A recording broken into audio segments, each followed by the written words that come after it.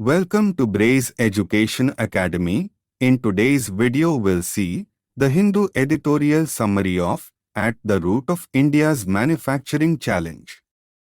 The debate over whether manufacturing or services should be the driving force of India's economy resurfaces periodically. Economic reforms in 1991 focused on manufacturing, but the share of manufacturing in the economy did not increase significantly despite qualitative changes in the sector.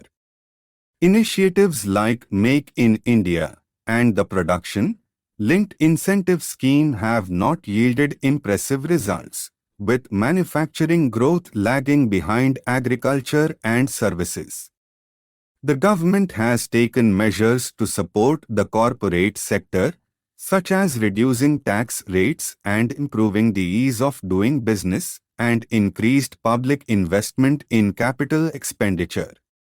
However, industry leaders alone cannot drive a manufacturing push. Demand is a crucial factor, and household demand for manufacturers is constrained by the necessity of spending on food and other basic needs. Exporting can help overcome the limitations of a narrow domestic market, but it requires global competitiveness.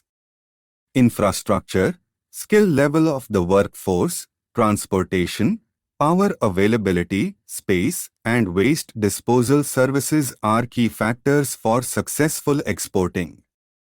India lags behind in education, with poor rankings in international assessments and low learning outcomes among school children and university graduates.